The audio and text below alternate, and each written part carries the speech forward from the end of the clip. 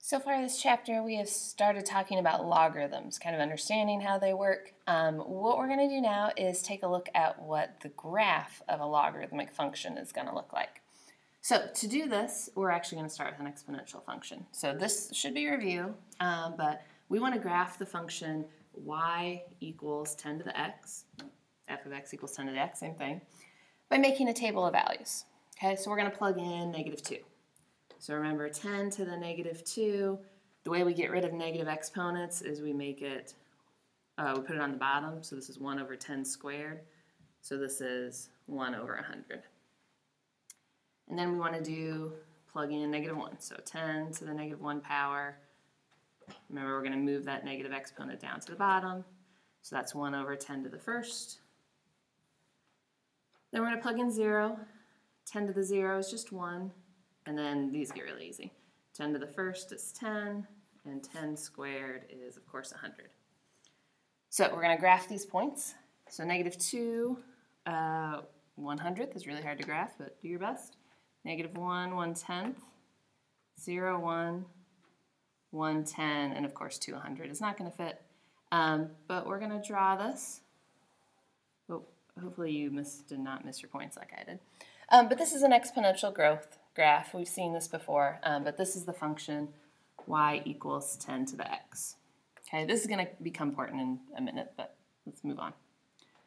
So the domain and range of this. Domain can be any real number. We can plug in whatever we want. And notice our range, we are always staying above 0. So y is greater than 0. Okay, so that function was y equals 10 to the x. We want to write the inverse of that. So remember, to write inverses, we just switch the value of x and y. So instead of y equals 10 to the x, it's x equals 10 to the y. That's our inverse function. Now, we're going to rewrite this using logarithms. So this inverse that we just wrote, I'm going to write in logarithmic form. So this is, it might be easier to look at it like this. It's usually the way we set it up. Okay, so we have log base 10.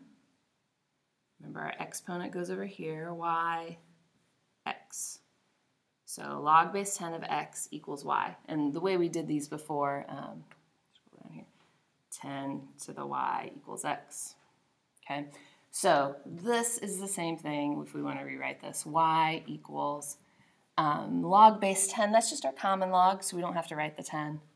Okay. Y equals log x. Okay, so this is the logarithmic form of the inverse. So this thing right here is the inverse of y equals 10 to the x. So now we want to graph this thing. Well, since it's an inverse, we can use the inverse of the xy table. So remember that xy table you have at the top of the paper? When we make the inverse, we just switch the x and y. So we can do the same thing with the values that we had. Remember, our x values were -2, -1, so on and so forth. So our y values now are going to be -2, -1, 0, 1, 2. And the things that were our y values are now our x values. So 1, 100th, 1/10, 1/10, and 100. Okay? To find the inverse, you switch the x and y. That's what we did. So now I'm going to graph this thing, this table of values. But I have to use the same graph. I only have one coordinate grid. So 1/100th, -2, let me write in there. 1/10th, -1, 1, 0, 10, 2, and then of course I can't fit 100. That was, sorry, 10, 1, 100, 2. I can't fit on the graph.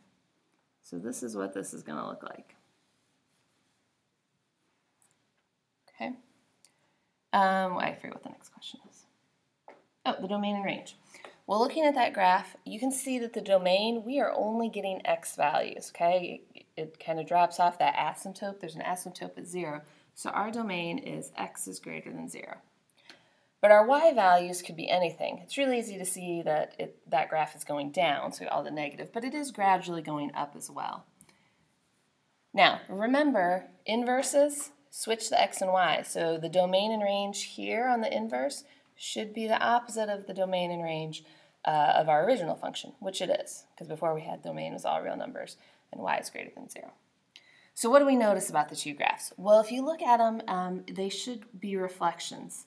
They reflect over the line y equals x. And we know that's always true for inverse functions. We talked about that last semester. It is still true for these. So we have, get back up there. Here's the line y equals x. Okay, and they're reflecting across that. So this here is 10 to the x, y equals 10 to the x. This equals log base 10 of x. And these are inverse functions. On the next video, we're going to take a look at the graph of natural log.